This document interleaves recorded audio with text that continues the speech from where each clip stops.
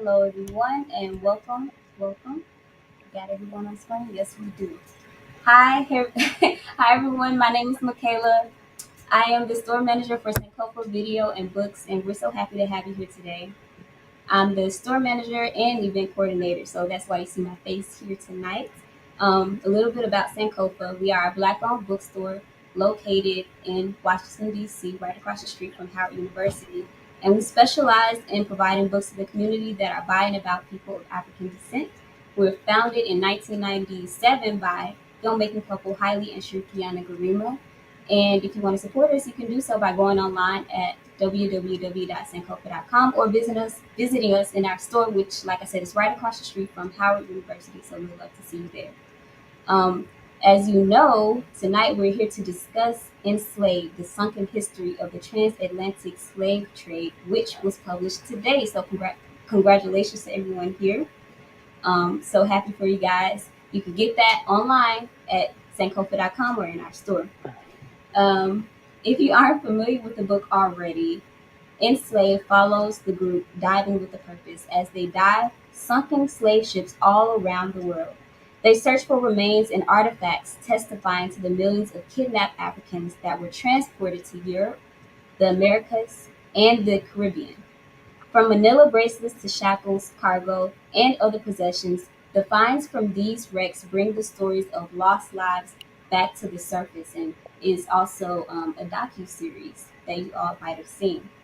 Joining us tonight, we have panelist Sean Kingsley, who's the author, diver Kramer Wimbley, historian Akinyele Umoja, and we're so happy that Brenda Jones could join us. We weren't sure, but thank you so much for being here. She wrote the preface to the book.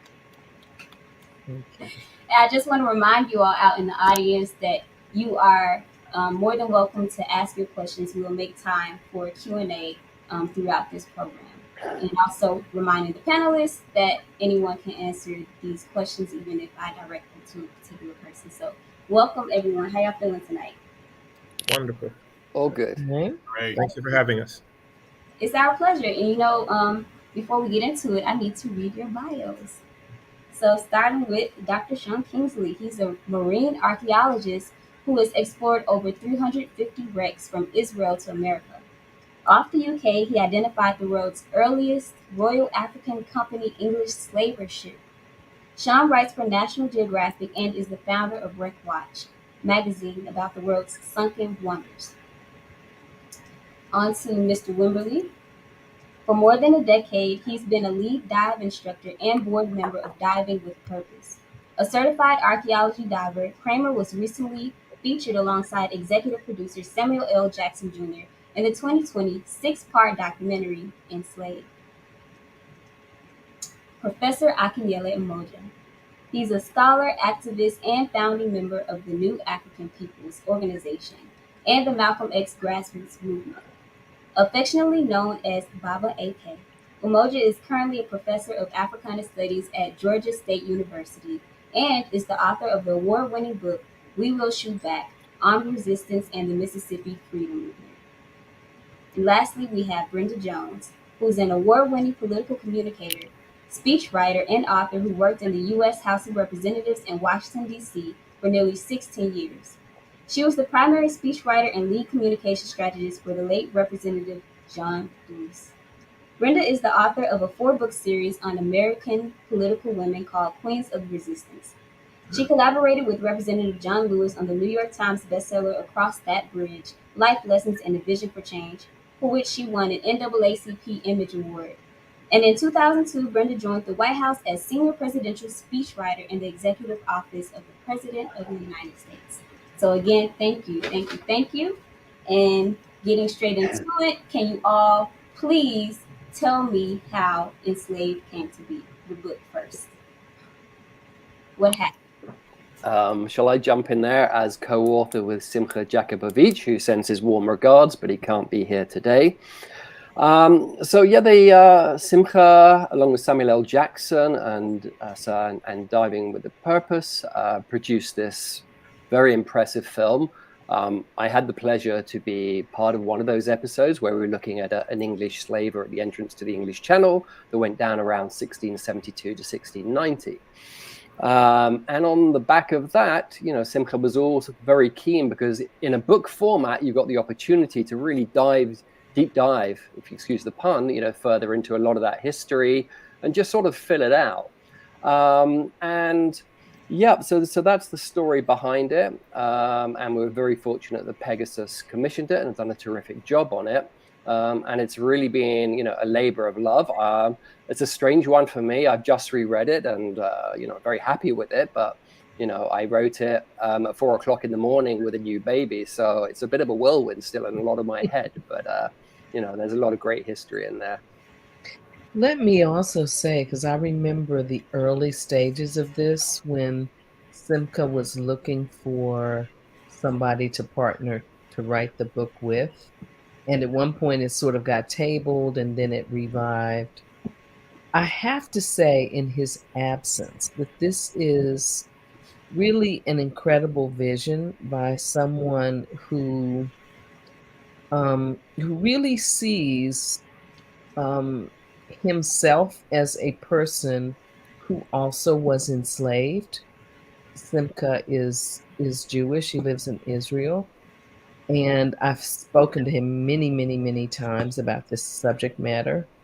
And part of the reason he was so committed to it, it wasn't an easy project to undertake, is because of his emotional relationship to slavery. And so it's something that I thought was really sort of extraordinary. And that's part of why this exists today. Mr. Wimbley, can you speak on DWP, what it is, and also your personal perspective as a Black person who's doing this work and actually putting your hands on and seeing ships that might have shipped people, human cargo? Can you talk about what that experience has been like for you? Oh, Michaela, a heavy question, huh? All right, let me start with DWP. Right, DWP is an organization of an all volunteer organization, right, of recreational scuba divers who come to this work of attempting to document ships associated with the transatlantic slave trade, to be able to tell the stories of the Africans who were on those ships. Right? It started with the search for the Guerrero off of Key Largo in the Florida Keys, working with the then archaeologist Brenda Lazendorf, who subsequently passed away. Right? And it began with a documentary on the Guerrero that was being done by a young lady named Karuna Eberall. Right? So they were conducting the documentary. Brenda was the star of the documentary, and I believe Karuna thought it might not be a bad idea to have African-American representation in the documentary. So she reached out to the National Association of Black Scuba Divers. The regional director for NABS, National Association of Black Scuba Divers, is a young man named Kenneth Stewart. Right? So Ken put the wheels in motion for NABS members to go and be interviewed for the documentary. Ken wasn't able to come, but he did reach out to Brenda after the event took place to ask about the work. And Brenda, as an archaeologist / diver, said there are hundreds of ships in and around Biscayne National Park. Right? And as a diver, you have to dive with a buddy. I don't have a buddy to dive with, so it prohibits me from doing some of the documentation that I need to do. Ken asked, can anybody do it? She said, I'll teach anybody who wants to learn. Right? So Ken, with his epiphanies and ideas, he reaches out to a group of people and says to them, instead of diving for fun, why don't we dive for a purpose and find this slave ship? That was back in 2002, 2003, and Diving with a Purpose was born. We've been searching and documenting the area of Biscayne National Park and the Florida Keys National Marine Sanctuary from that point until this point, trying to locate slave ship Guerrero. And in the process of becoming skilled in doing wreck site documentation, we have documented a number of shipwrecks and other culturally and historically significant wrecking events. Right? That answer your question?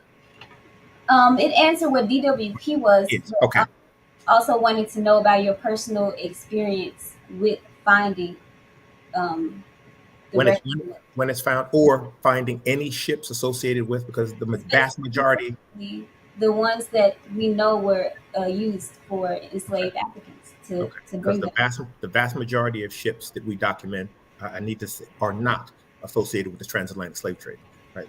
We hope to. There are upwards of 1,000 ships that were wrecked associated with the transatlantic slave trade, and I believe less than 20 have actually been found, recorded, and documented. So we are, as an organization, hoping to fill that void and document all of those ships and all of that history, to be able to tell the story of all of those Africans transported. Got you. So what is it like, even when you don't find that they are what you're looking for, the work itself, what is it like for you? What is the feeling like when you go into the water and you know what you're searching for? What is that like for you? Because I don't know many people who do this work. Right. Can you describe it for us? Yes, right. But initially, my first year or two doing the work, it was more personal and related to glory, right? Like I can be the one who found this piece that ties everything together, right? But as you research and continue to do the work, you realize that why you're doing the work is to be able to tell the story for people who don't have a voice anymore. Right? I have a history personally that I don't know where I come from. I don't know my language. I don't know my people. Right? But by virtue of being able to locate, identify, and document a particular ship associated that has the history and the records, we can give hopefully some peace to know that these Africans were identified. We can communicate and tell their story. And so the first year, glory, and as the process went on, you start to disappear in the telling of the story, because it's not about you. It's about telling the stories of the close to 2 million Africans who were lost, murdered, raped, brutalized during the transatlantic slave trade, who don't have agency to be able to tell their story. Right? So it's rewarding. Can I throw in there? I mean, because it's a really good segue, because you bring up a crucial point for me about why it was so timely and important to be involved in the opportunity of writing a book. Because I think what shipwrecks do is they help you disrupt and get behind the statistics. You know, we all know these statistics. You know, 12.5 million Africans trafficked, 1.7 million died crossing the Middle Passage in the largest forced migration in history. But when you step back from that and you try and crunch that data, for me at least, you know, and I like big data, you know, I'm a scientist and archaeologist. I'll study 4 tons of pottery without any problem. You step back from these stats and, you know, what do they actually mean? How can you actually visualize 12 million Africans crossing the sea? So, you know, when I started on this, I did a little exercise and I've jotted a note here. You know, what does that look like? Well, if you think about the biggest college football stadium in the US, which is at the University of Michigan Wolverines, bingo, is 107,600 seater. Okay, then you got to imagine that stadium space filled with 111 times more. And then if you're going to talk about how many people were murdered in the Middle Passage, you got to fill that stadium 28 times. And at that point, my head exploded. You know, the figures are so mind-numbing. And I think that's why, you know, there are 3 million shipwrecks out there. The water covers 71% of the surface of our planet. Yeah, I mean, Kramer, you're being very optimistic at 20 slaver shipwrecks. You know, I think I'm closer to 10 or 11 with my kind of count. And I guess they're what we would call in business, not that I'm a businessman, an underperforming resource. You know, and I think it's time to unbolt the hatches of the deep and start looking into all that data and what it means and touching these objects. And then, you know, as a lot of the divers from DWP and others that they brought in this process, when they touch things like this in Manila, they're no longer looking at statistics. they're having an emotional connection, and it becomes a personal journey, and they're asking the right questions. Yeah. I'm sorry. I went through the same exercise with trying to quantify or use the numbers in order to talk about people, because we talk about 2 million lost. We talk about 12 and a half million lost, but they're numbers, they're beings, right? But each one of those numbers is associated with a human being that had a name. Right. And so we have sterilized the numbers, Right. and taken the humanity away from those individuals, and trying to find a way to return that humanity is a constant struggle. I thought in terms of the number of, or the population of different countries. How many countries have 12 million people in them? There's so many that do not. Right? I think Greece was 4 million. When I looked at the numbers, okay, so, but how will people relate to the idea of wiping Greece completely off the face of the earth 3 times over? Right? It's not something that people can quantify, right? Or to make it real. Right? So I'm constantly struggling with people to make some say their names. Right? Is there a sense, do any of you find that there is a sense, because those statistics are so big and so hard to deal with, that there's an element, a proportion that just doesn't want to engage with this subject? Well, that's what I was going to sort of ask us to ruminate about, whether we feel people are really ready to unpack the really damaging history of slavery. I mean, I think that's why I was amazed that Simca was even involved in this, because as African Americans, we know that our stories are sublimated because people can't bear what was done, and even today, what is being done. And so I'm wondering if this reflects a kind of healing in the psyche of world consciousness, or at least the consciousness of this country and perhaps places in Europe, where people are finally feeling whole enough to deal with what happened, to really look at it.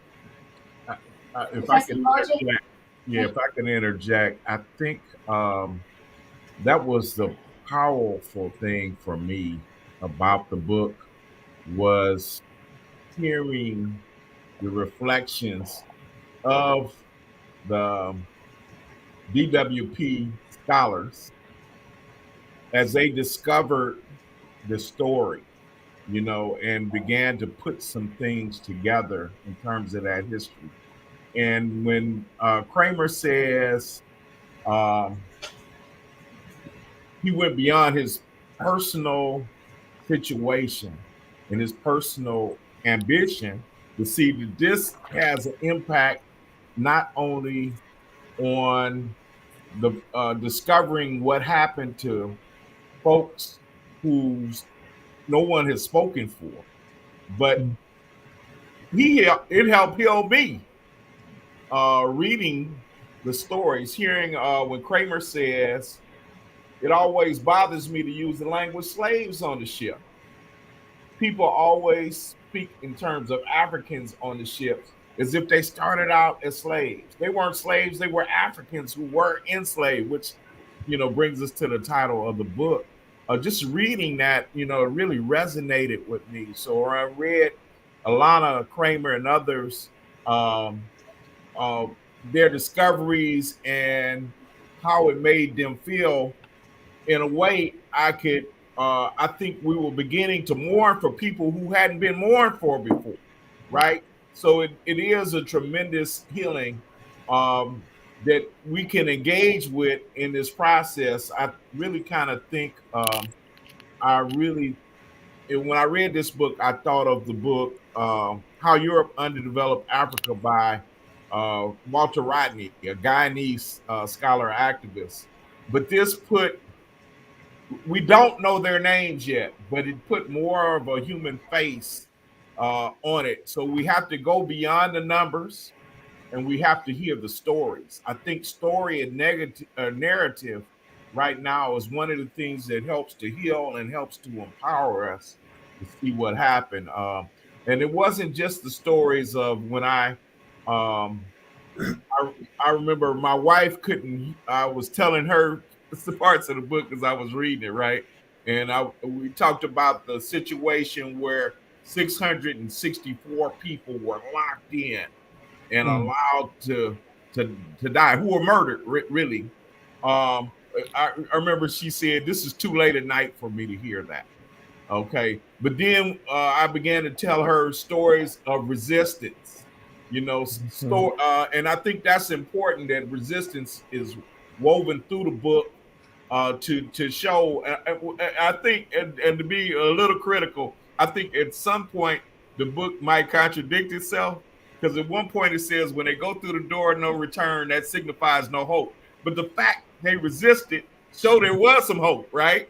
Showed that people didn't give up and they were trying to figure out how can we get the hell out of this situation? How can we fight back in some way? How can we get free? Even the suicide piece, to some extent, speaks to that.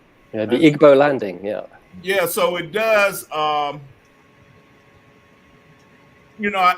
think it is something that can contribute to a greater discussion, particularly as their discussion in DC about HR 40. And even though I would contend that HR 40, slavery is just the foundation of it, but it's about things that happen that are still vestiges of slavery that still harm us today and harm our children today. So I just want to applaud not only the authors, but DWP. I want to know more about them. I want to tell more people about what you're doing. I want our children to hear about what you're doing. I think as a historian, I remember being at a conference that was looking at the Middle Passage and its impact. And we talked about the necessity of archaeology to go further. And this is a perfect example of, we can't just rely upon the records that existed during that time, the written records, but now we can, through your work, we can even learn more and try to put together more of our story. But again, as Brenda says, we have to use it as a vehicle where it means something in terms of healing not only people of African descent, but healing humanity as part of this story. So, I just want to congratulate you on that. Can I add a part here? Because I fully support the idea of reconciliation and healing, right? But it, on some level, denies me my pain, right? To move directly into healing, right? When the vast majority of my life has been a story of rage and anger and pain associated with the transatlantic slave trade and everything that has come since then. So I hear people talking about, well, you're not going to get anywhere being angry, right? Or being in pain. Get past it. We have to get to the healing. And I think it does a disservice, right? If we don't address, well, I'm speaking right now of my pain. I am due my pain. I'm entitled to it. Sure. Right. So confronting and dealing with it, right? And then getting to, because there are stages to grief, right? And we can't pass by, right, the stages. It doesn't work. Well, I think, isn't that what the book is all about? It's all about putting it out there, about articulating what happened and how it happened. And I don't, I agree with you. Nobody is saying, because we do ultimately have to move toward healing. And I think we're in a process of healing that was kind of slow. Ultimately, I think what we've already tried to do is circumvent it, erase it, forget it, I think that's what much of African American history is about, an attempt to wipe out what happened. And people think, well, if we, even today, they're saying we don't talk about these things, we don't teach them, We don't. then somehow they're going to disappear. And actually, they get larger when we do that. And I think that's what this story is all about, that there is no disappearance. That doesn't exist. What exists always is the remainder of life. And in my mind, what I also think we can do, because I think sometimes African Americans, I don't agree with this, but I know there are a lot of young people who feel as though the story of slavery is so painful that it's told and retold, and they don't want to be there. They don't want to hear it. They don't want to be involved in it. And but what I think we ought to do is begin thinking of ourselves differently, because we, number one, were victims. We're, somehow we bear this shame, but we didn't perpetrate these things. We just really survived them and overcame them. And so I think we ought to begin to look at our story as a kind of ascension, as a kind of revelation, and the birthing of an individual, an individual nation of people that really have a story of overcoming that is unlike anything else on the planet. I think we need to free ourselves from this, from feeling enchained, and recognize that what we really have done is we have soared, despite the fact that we have been repeatedly traumatized. And it was really important, in this book for Simca and I to carry on and tell that story of rising, and to add consciousness to this narrative. And that's why we didn't want to make the book just about, it's not just a story of villains. There's the other side of that, which is it's a story of heroes and being lifted up. I think the West has this image of enslaved people as being dragged in chains to these ships, these walls of wood which they'd never seen before, and they'd never seen the sea perhaps, and being forced onto this ship or going quietly without making a fight. But yes, by God, did they fight back. And the statistics is 1 in 10 voyages out of West Africa ended in real quick, because I don't want to get lost in what before Brenda finished, Mr. Wimbley was going to say something, and also Babu Umoja speaking on the recognition of the harm and violation, and also pulling into Mr. Kingsley what you're talking about with how people in America and maybe in the West in general have this idea that we were just enslaved in chains and for us victims.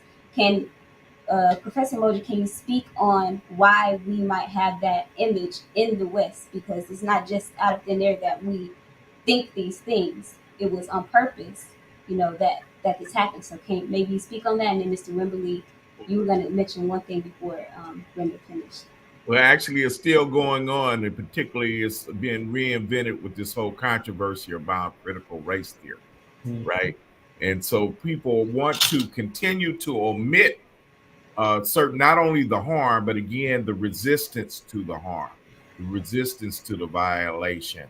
And so I think, it's always been an attempt to deny what occurred as if it didn't happen. Now, Brenda correctly says that some Black people don't want to enter into the conversation, and that's just a recognition of the continuation of the harm. We have people who are who are victims of sexual abuse of today who don't want to revisit what happened, and then they carry on with some continuing problems, right? And so this is a trauma that's been intergenerational, and that's why I think it's important to engage in a conversation.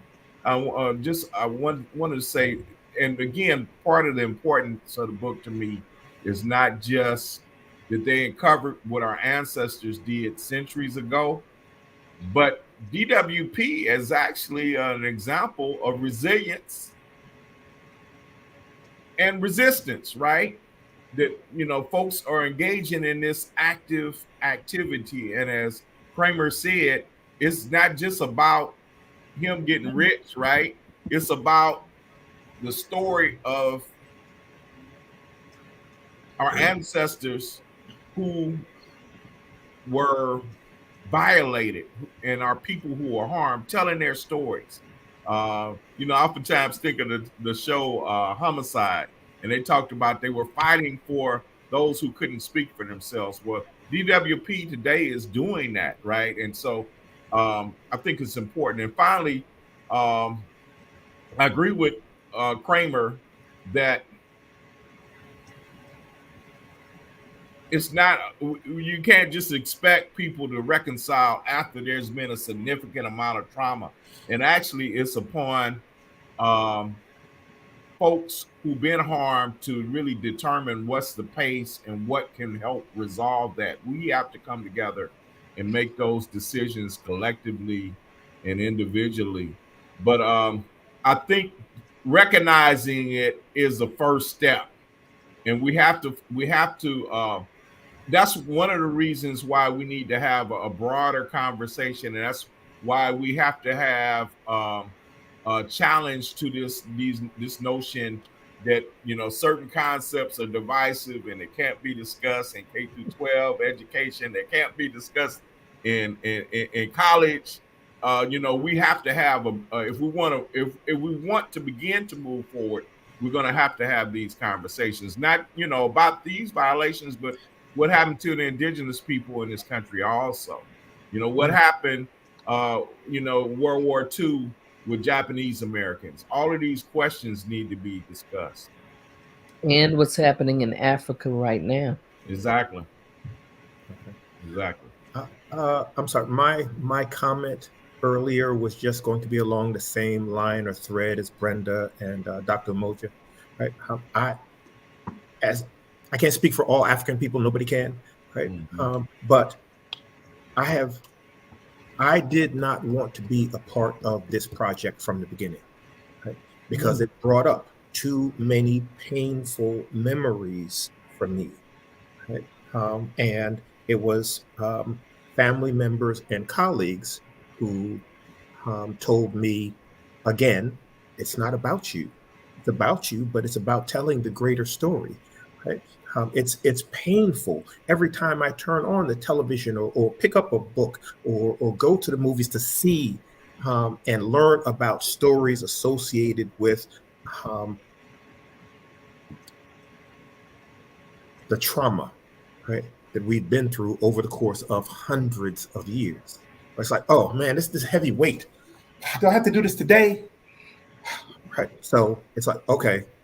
Get your mind right and put your issues and your pain, right, and what you're dealing with to the side to be able to advance the narrative and tell the story and give voice to the voiceless.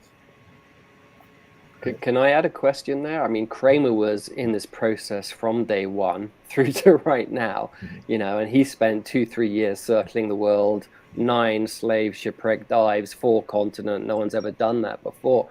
And just drawing on what you just said there, and I felt this in the book, but I'd like to hear it from you, and I think everyone would. What was the difference in how you felt emotionally and perhaps even intellectually between diving on a pure slaver that had elephant tusks on it and mineral bracelets, and then on the other hand, a freedom boat, in the Great Lakes that, helped take runaway slaves to freedom, the land of Canaan, almost in Canada? Was there a difference in feeling? Yes, right. But the pain and the anger existed throughout. I had to tamp that down in order to advance the dialogue, right? The Leusden that Dr. Umoja was talking about, right? What was the most horrific event in the entirety of the transatlantic slave trade. right? Being on that location, and knowing that there was an accident that occurred that caused the rudder to come off, and then the boat was lost, right? And the crew was sailing away. They saw Africans coming out, and they returned to the ship to force them all back below deck, and then hammer the hatches shut and sit on them and wait for every last one of them to drown, right?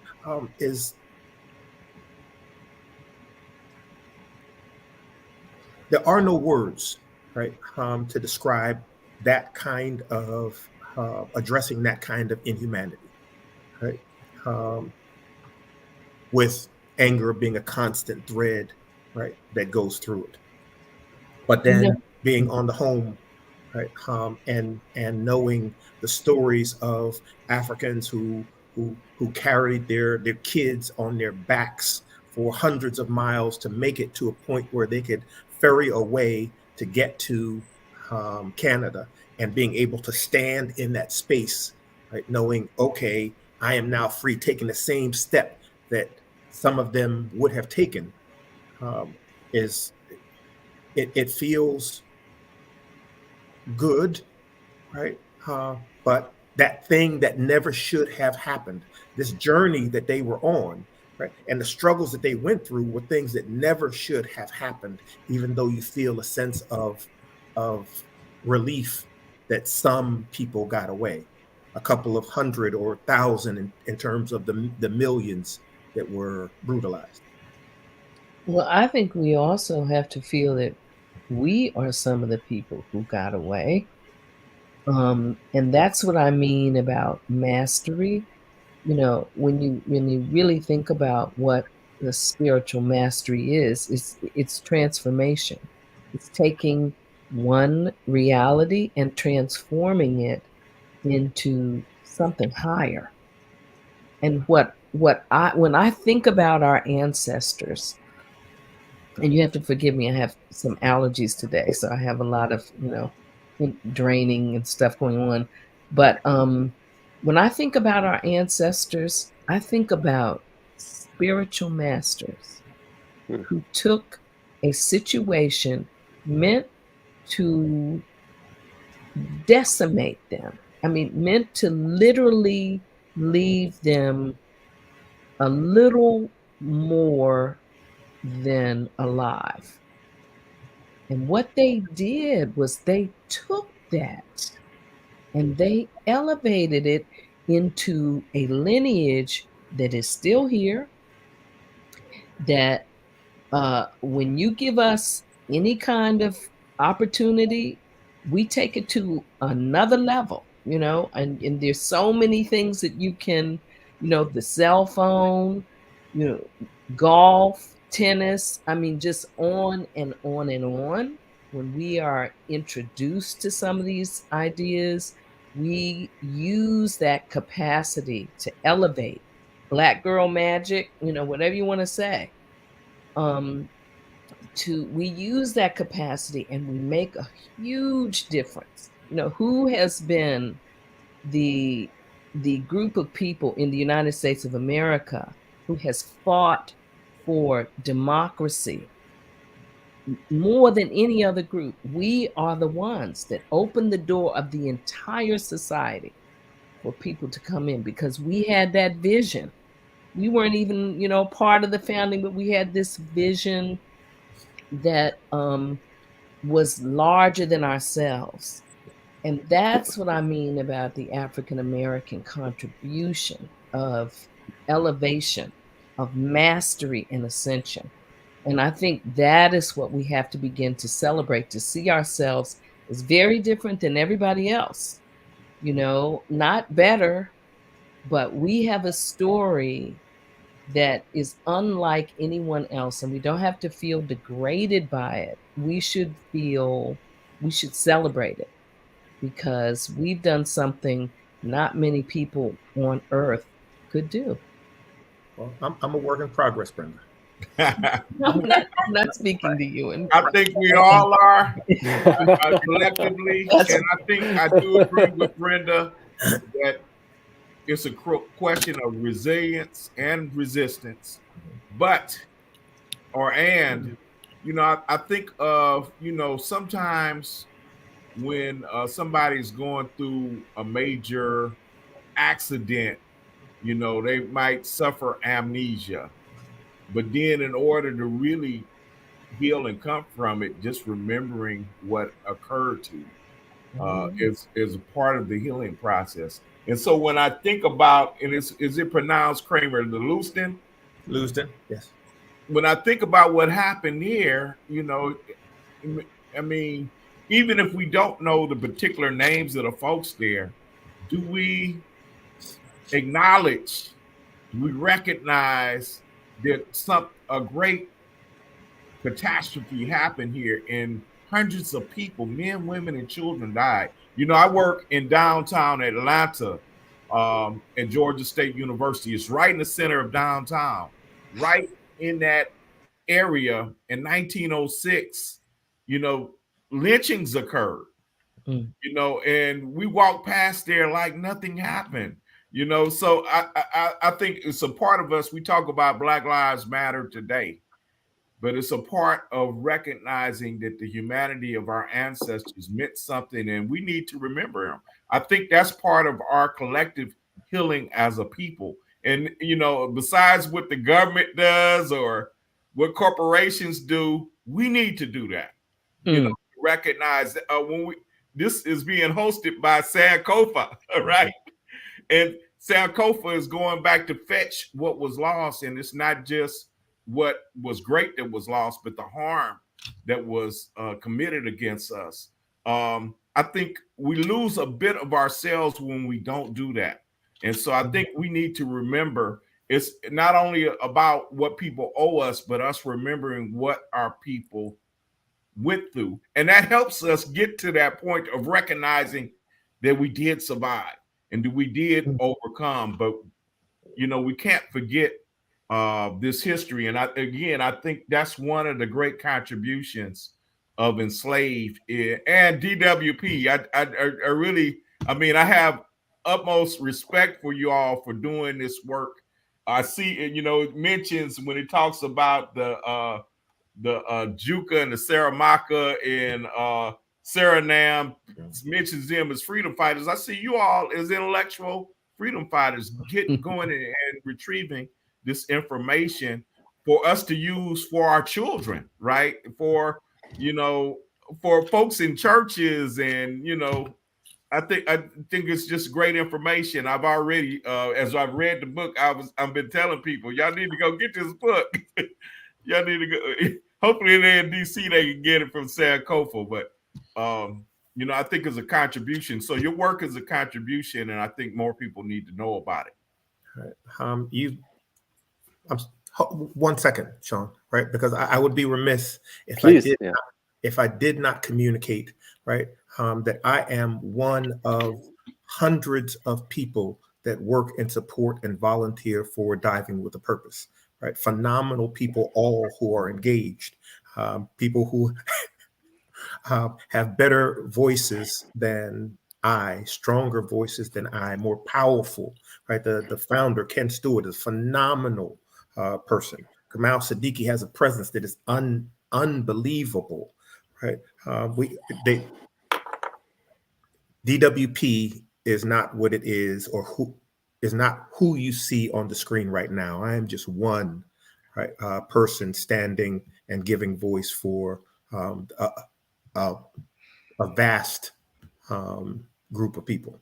Well, brother, I'll say this: your words in here move me, and the fact that you're part of a group and a collective just makes it even more powerful. So I just salute you all for what you're doing. Oftentimes we're willing to complain when people and say no one's doing anything, right? So I want to salute people when I see them doing something. I just spoke with one of our primary maritime archaeologists, Dr. Omalade Flewellen, Ayana Omalade Flewellen. She is a phenomenal young person, but I just spoke with her a couple of maybe an hour ago. She has COVID, so she's in bed sick. So blessings to Ayana. Hopefully you feel better soon. I'm sorry, Sean. If it's okay, I just thought we've just spent a little bit of time talking about the Loysden, and I just thought I'd very quickly put it in context. Yes, the enslaved people who came from Ghana, they were pushed out of the door of no return at Almina Castle, and they were shipped on a Dutch West African Company vessel, which was a custom-made slaver, to Suriname. They missed where they were going to, and they ended up in the wrong river. And yes, they lost 650 people, perished, were murdered. But there is a flip side of that, and it was all about profit and greed, of course, because the crew decided, well, if they get up, they may rebel, they may riot, they may just kill us. And if your hull is worth 10,000 guilders and your cargo is insured for 40,000 guilders, you're in a win-win situation. It's as awful as that about greed and money. However, you know, that ship went down in walking distance. Those enslaved peoples could have waded to shore. And on shore is where you find stories of success. There were maroon communities who ran away every year from the 500 sugar plantations on Suriname. And every year they were swallowed by another 1,500 people. And the Dutch sent their best warships over from Texel to try and attack these people and couldn't find them, couldn't hunt them down in the end. They had to make a peace treaty. And those individuals and their descendants from Ghana, they won. They ended up getting their freedom by fighting for it and resisting. So that's the flip side of, unfortunately, what happened on the Loysden in 1738. And they still exist in those villages today. Pardon? Yeah, I also think that the story of the Loysden and some of these horrific events really help us to explore the nature of capitalism. Because when you really look at the slave trade, and I think most people don't realize this, but the slave trade essentially bestowed all of the wealth that we see in Europe today. When you go, you know, you see the Queen's crown, or you see, you know, the beautiful architecture in Austria and all these different places, you know, Amsterdam, etc., and including the United States.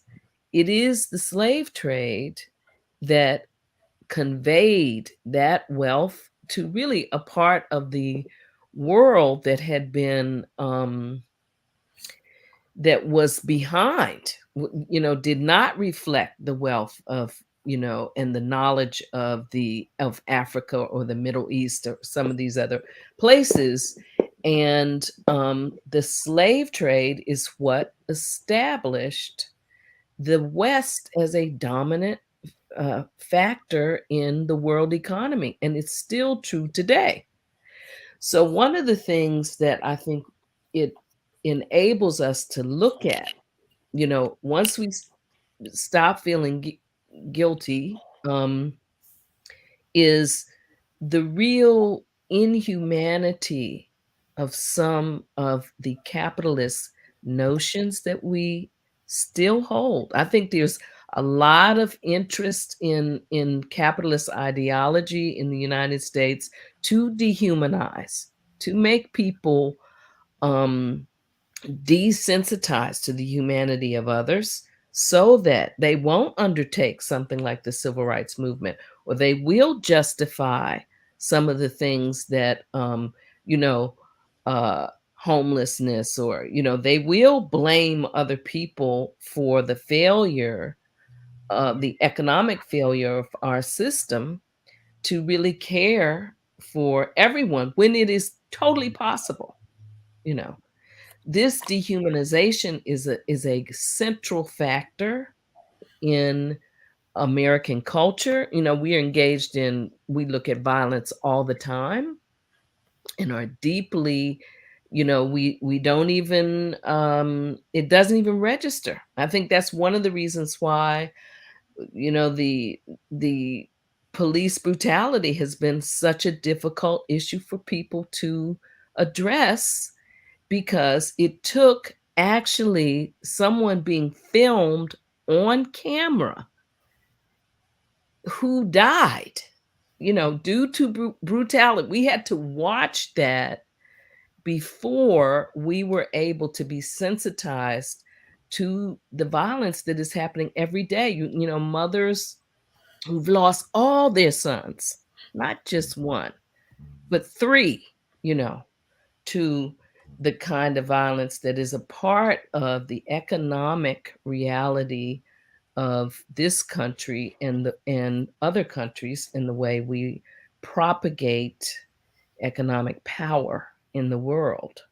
So I think one of the things that these horrific examples demonstrate is the real origin and the birth of the kind of capitalism that is practiced. And we have to begin to ask ourselves, am I perpetrating anything like that today? You know, who am I snuffing at? Who am I disregarding and dehumanizing in my own life and in my own practice? Because that, without that, these kinds of inhumane systems could not exist. You know, Brenda, I so agree with what you said. And I was thinking about a lot of folks in academia are discussing this term today called racial capitalism, which was actually introduced in South Africa, but kind of popularized with the scholarship of ancestor now, a scholar activist, Cedric Robinson. And he argued that capitalism was always racial, even before it got here and before the transatlantic slave trade. I don't like, I'm with Kramer. I don't like the term slave, so I just say the Middle Passage a lot. But he argued even in Europe that some ethnic groups exploited other ethnic groups, and capitalism begins with that.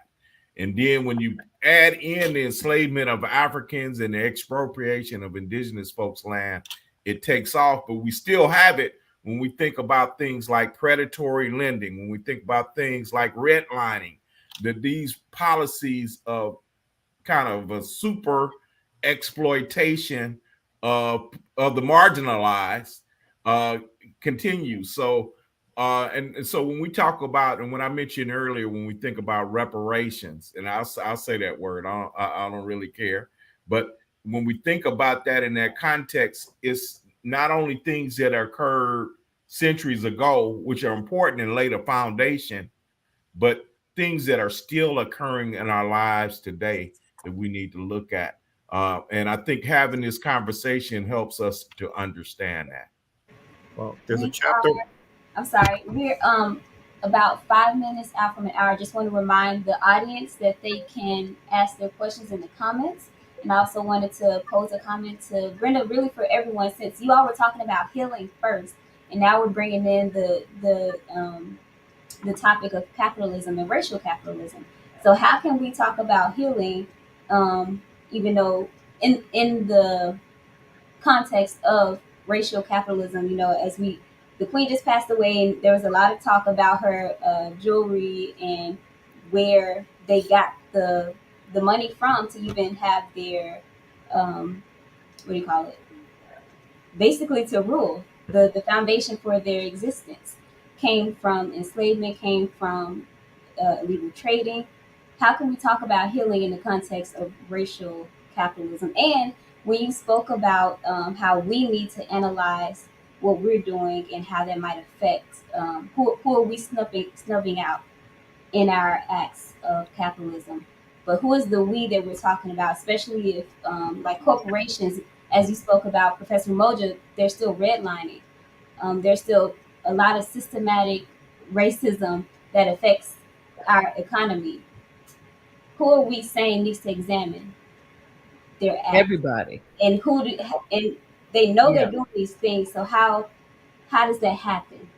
Well, I think we all need to examine ourselves because we all participate in this economy and in this dehumanization.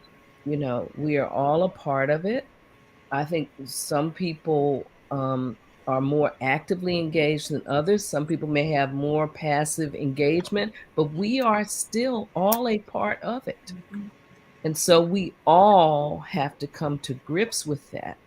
And when we look at these horrific examples, it displays, it's just like, the Lewiston in a way is like the murder of George Floyd in a sense, in that it's one of the most tragic events that happen, most horrific, most inhumane, but what it conveys is the real brutality of this system that engaged in selling other human beings.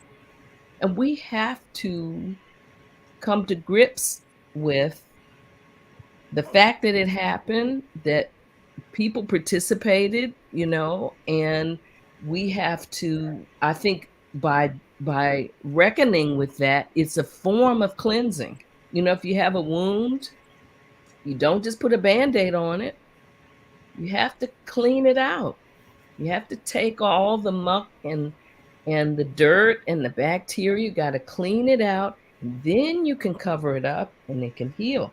So it's the examination of these things without, in a mature way that suggests, that offers grace, but doesn't absolve any wrong. And in a way, we're lucky, I guess, that the people are gone. So we have some distance, and that should provide us with a little bit of grace where we can begin to examine how we all have participated. This system was worldwide and is still being advanced and propagated.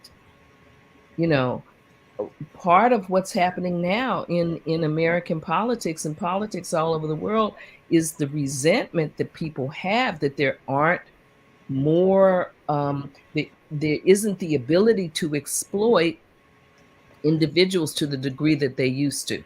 So, for example, whoever the richest man in the world is now, for a time it was Jeff Bezos. I don't think it is anymore. I think it's Elon Musk. Okay, Elon Musk. There was a man, Cornelius Vanderbilt, before the advent of taxes and personal income tax and, labor rights and all of these things, who had 3 times the wealth of the richest man in the world now. And there are people who desire to have that level of wealth. And the way it was garnered was through exploitation, when people had no rights. And this is why people are trying to take those rights away. They couldn't vote. Nobody could tell them when they could go home. They had to work all the time.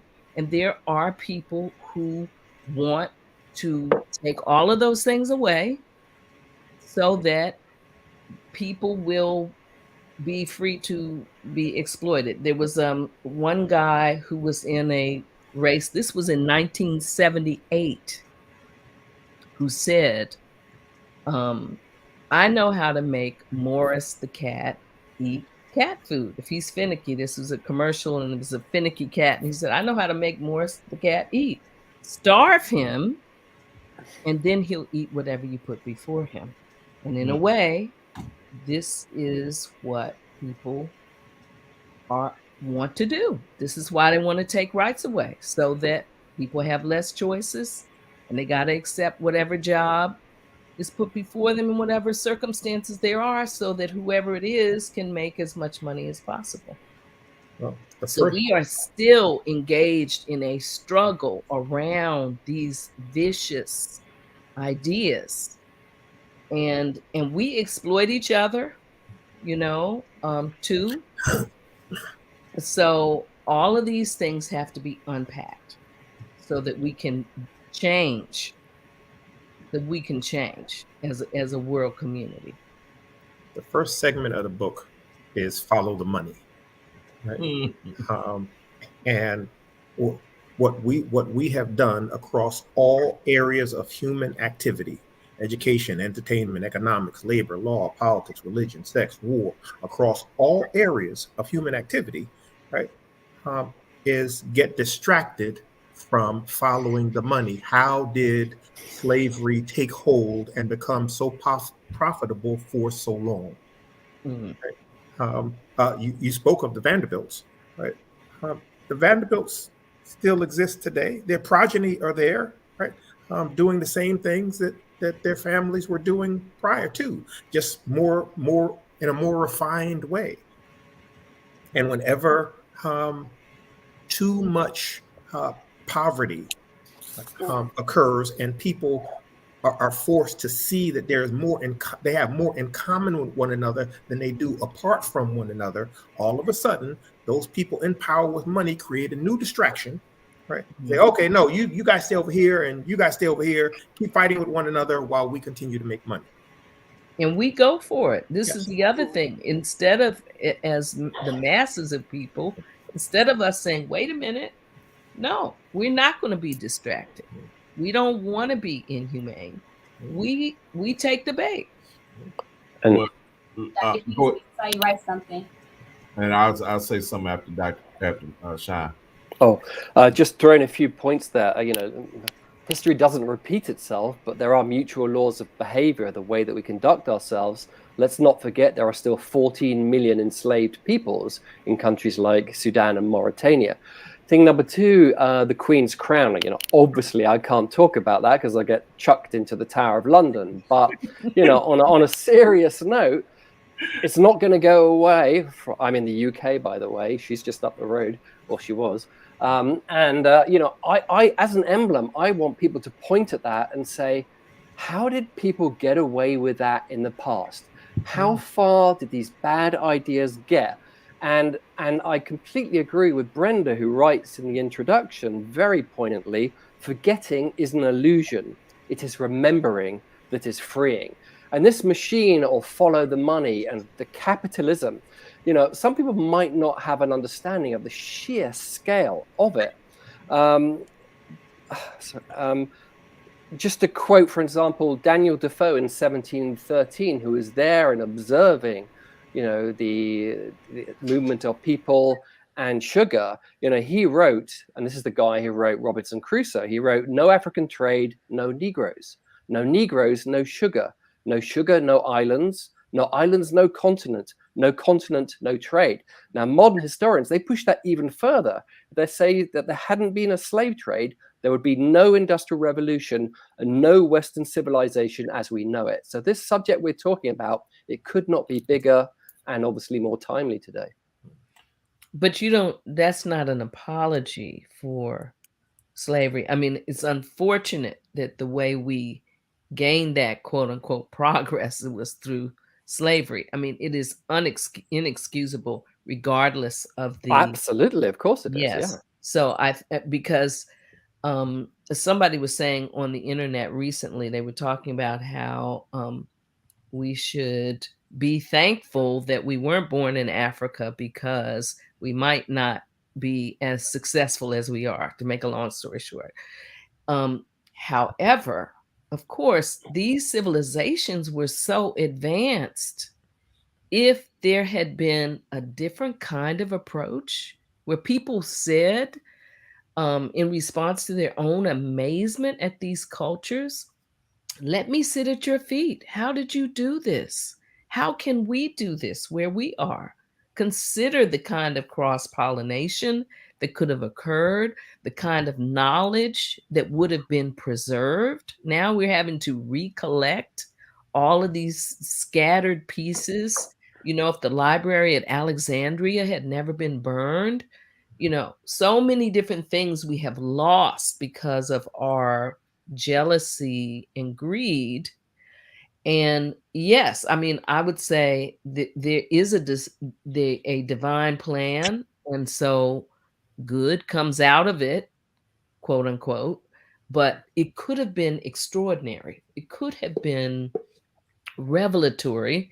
It could have been transformative and transcendent had we just engage with each other and learn from each other. Look at what could we have learned from the Native Americans about preserving the earth, that now we have nearly destroyed it. It's taken us such a long time to come to grips with this understanding, when if we had just sat down with them earlier, they could have shared all of this and we could have started from there. Yeah, and if I could intervene on this question, I agree with what you're saying. I oftentimes think about well, part of the amazement with Wakanda is, you know, the memory or the thought of what Africa could have been without that intervention, which is why I keep on going back to the Walter Rodney's book, How Europe Underdeveloped Africa. But to the question of we're all complicit, agreed. And, you know, I just think, how did segregation end? It was an evil system. Mm-hmm. Black people, and I think it's interesting that the book ends in the epilogue with John Lewis, because John Lewis was a part of generation that decided that they weren't going to live with segregation any longer, and he was willing to put his body on the line to eliminate it, right? And others resisted in their own ways. You know, I'm a historian that looks at that period of time, but you know, it's like, you know, Fannie Lou Hamer said she was sick and tired of being sick and tired, that she decided that she was going to vote no matter what, by any means necessary, right? And so I think we are complicit, and so we have to collectively make decisions that we're not going to go along with certain things. And it starts, I even one of the things I appreciated about the book, Sean, is at certain points you have folks who are on the ships. You pose the questions, well, should they let people go? You know what I mean? It shows their humanity in a sense too. That they made the wrong decision oftentimes, but it showed the question being posed and what they had to think through at that particular time. But we, as people who are still victims of capitalism, you know, we have to make decisions collectively how we will either cooperate, because we cooperate every damn day, as you're saying, right? That's right. Well, but as an individual, what I do is limited. But when I decide to get with my neighbor, and then we look at other communities who face the same fate and form alliances, then we could begin to do some fundamental changes, just as our elders and ancestors did in previous periods. Slavery, chattel slavery, will still exist in this country had not Lincoln made that decision. And then Black folks decided to move and run from the plantations and what do you call it? Destabilize the Confederate economy. And as you pointed out, it was pointed out in the book, that so many Black people decided to join the Union Army and contributed in that particular way. It was part of our agency. And that's one of the things I think we miss even on Juneteenth, that, you know, part of that victory of real emancipation, not just the signing of a document, but came through people's activity and agency and resistance and resilience. And so we have to remember that, but remember, we still have a responsibility to do that today. And again, we can utilize the message from Enslaved to talk to people about that, along with other great texts that talk about our resistance and our resilience. I think that's part of the story. Thank you, Dr. Umoja. Okay, so we're coming towards the end of this panel discussion, but I would like everyone to leave like a closing word, or you don't have to. Let's see, 7:46. We still have a few more moments, but we're going to start speaking more. Yeah, closing out. But I would like to hear more about the book and what you hope people will gain from reading it, from everyone. Okay, since there's a gap, right? Go ahead, my brother.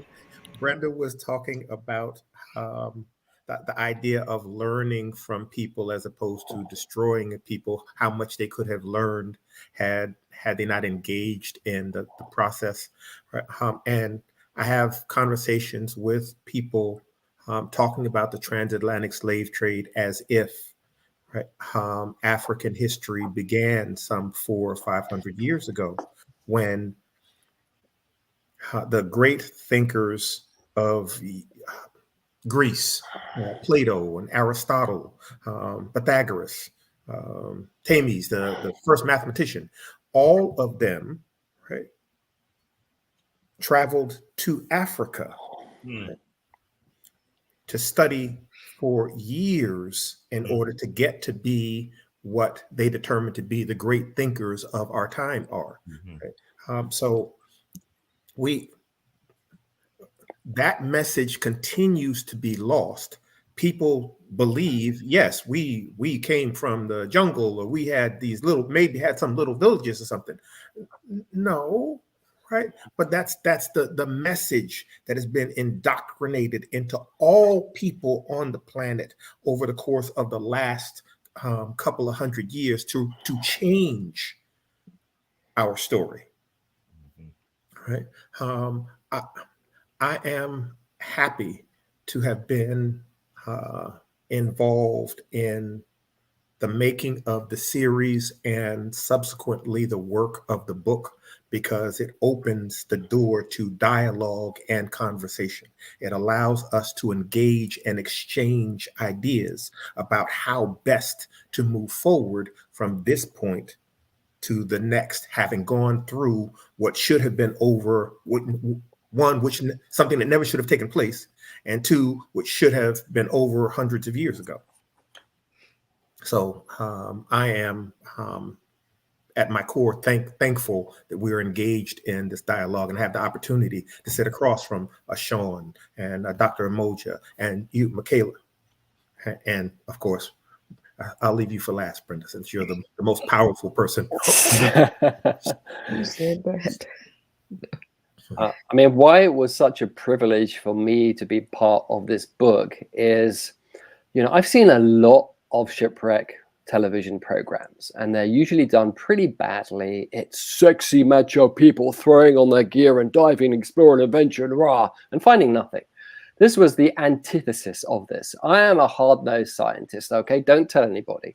But at the end of every episode, I was virtually in tears watching that film. It was incredibly powerful. And for me, all the plaudits that Simcha Jakubowicz, Samuel L. Jackson, Kramer, Alana, Kinga, and Josh get, they absolutely deserve it. But my takeaway from watching the film and reading the book is about, how in my world of underwater archaeology, where deep down we care, or supposed to, how do we raise consciousness?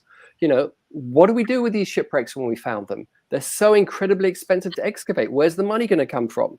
Where are they? Why were they only 10? There's about 1,100 casualties that were wrecked during the Middle Passage era. And let's think about the Clotilda. The last slave wreck to go down in the America has been found in 2019. It was lost in 1860 when the trade was already abolished, and it's sitting there at the bottom of a river in a creek. And there's a big discussion about, well, we should leave shipwrecks in situ, and we should just, take photos and leave bubbles. Well, should we? Why isn't there a bigger debate? Should we not bring it up as a symbol, put it in Africa Town as a tourist activity, so everybody and their children and their grandchildren in the future can learn from that thing? And finally, I have a dream, and I ask myself this question. There's so much material in different museums around the world related to the transatlantic slave trade. Why aren't they in one place? Why is there not an international museum of the transatlantic slave trade, if not on one continent, on every single continent? And why don't Lloyd's of London, and why don't the Queen, and why doesn't Harvard put money into creating this entity so that we can all remember the consciousness in the future? Sean, I think that's an excellent idea. When we talk about, I kept on raising reparation. And if we go to the United Nations and international law on it, they mention like 5 different things. One would be restitution, to try to bring people back to where they were prior to the harm. 2 is compensation. 3 is rehabilitation, but 1 is called satisfaction. It's non-material forms of repair and healing. And so when we talk about museums that remember, or activities, curriculums that remember what happened. That's part of that satisfaction. And so I think for us to remember many of the things in the book, I think are important. Finally, is establishment of measures to prevent non-repetition of the harm. And so there have to be some policy. There have to be some political things, economic things done that people put people in a position that this can never happen again. And I would encourage people who haven't read the book to read it. As a historian, there are one or two things I would say I would have did different or expressed differently, and I can tell you about them later. I don't want to bore y'all with those now, but I think the book definitely details like the harm, the history of the Middle Passage and how it harmed people of African descent and the African continent per se. So it discusses what the scholar Marimba Ani called the Ma'afa, or this great disaster that came upon our people. But it also deals with the resistance, right? The resilience. And I love that particular part, talking about, the as we talked about the folks in Suriname who formed their own communities and reconstructed their own communities. Talked about Harriet Tubman and the Kabahi River and that particular raid. I just, certain things I loved about the book. Talked about the Jamaica Maroons and others. So, I really love that particular part. Even the folks who ran away and merged into the Mosquito Indians. I just those things which I didn't know anything about. It really really was inspiring. But the other inspiring element again, and I'll say this, and it's not just because Kramer is on here, because I've been telling other folks about it, and I'm hoping you can talk to some school children about what you're doing, whatever. But just hearing their story, hearing people now who are dedicated to recover this lost history and these omissions from our story. So I'm very inspired by it. I'm recommending it to people, and I'm hoping we can engage in more conversation about what was found. And I want to thank Sankofa for bringing us together.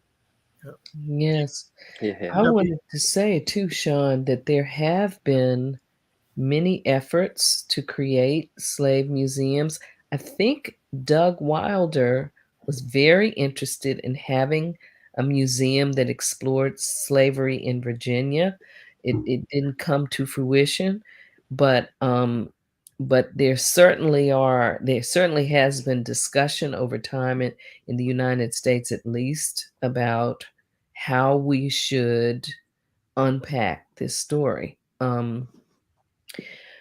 I think one of the things that there are a couple of things I just want to remind people of. There's one sort of detail that I think is interesting. You remember we just passed the anniversary of 9/11 and the picture of the falling man, a guy who jumped from the building. And I remember I was looking at that building. I read this story about who that person was. And there was a lot of controversy about it, whether the newspaper should have published it or not. It felt like, we're intruding on this private moment. And they were trying to figure out, who is this guy? And when I looked at him, I was like, that looks like an African American. And it really resonated with me, the way he gave himself to the fall, to the jump, in a freeing kind of way. And I think as an African American, I respected and I understood exactly what he did. He made that choice to liberate himself, to not be transformed by fire, but to liberate himself. And in my mind, that links to the stories of these African people, some of whom chose to die and chose how they would die as a form of liberation. And in my mind, that speaks to that spirit that still resonates inside of us. That's one thing. Then the other thing that I think is really my biggest desire is for us to redefine ourselves, to redefine the sense of poverty and wealth, a sense of who the slave and the enslaved, who the slave and the enslaved are. You know, were we the enslaved, or were we also the liberators? Because really what happened, we were captured, but we have for a long time been the liberators, the people who actually freed the United States and saved it from itself, at least in our story here, over and over and over again, because of our vision and our capacity to be able to look beyond the circumstances we find ourselves in and to create something that is meaningful, not just for ourselves, but for everyone. So I am looking for and hoping that what people will see is not their degradation, but their liberation by knowing what happened, by knowing how it happened, but also knowing that we overcame and are still in the process of overcoming these things. And if we become aware, maybe we can sit together and figure out how we can just get rid of this tendency we have to exploit and harm each other. Kayla? Yes. Did you want to say something really quickly? Please, yes. Right. As I said in the beginning of the program, DWP is an all-volunteer organization of people who get together in order to do the work. Again, there are upwards of 1,000 or more ships that were involved and wrecked that still have yet to be located. And from the time we are fundraising all year long in an attempt to continue to go out to tell these stories, right? Both for our adult program and our youth program. Please, if you're interested, right, you have the capacity to come and attend our programs and support us. You can donate to the program directly. You can sponsor a youth going to the program. But for people who see, right, and hear these stories, right, we don't have the money to continue to do the work that we do. Can you tell people how they can donate or sponsor someone? Where do they go for more information? Divingwithapurpose.org, all one word. Right. I think that is a great place to leave it, because this is one of those topics where we could talk forever about. This has been Enslaved, the Sunken History of the Transatlantic Slave Trade. It's been great listening to you. What happened? I forgot, and you forgot, Okay, right? The owner of the bookstore, Sankofa, Shirikiana Garima, is an instructor working on becoming a lead instructor with Diving with a Purpose. She's been with us for a number of years, and I would have felt absolutely horrible to communicate. Right? I didn't know she wanted her business out there like that. That's why I didn't say anything, but I'm glad you said it. Did you guys have a copy of the book to show? Enslaved, the Sunken History of the Transatlantic Slave Trade, out today with Pegasus Books. All right, thank you, everyone. I hope everyone has a safe night, a great night. Please go and get a book. This is great. It's one of those ones that, humanize our story, which is so needed. Thank you, everyone, for being here. Everyone, have a great night. Peace. Thank you. Thank you for having us.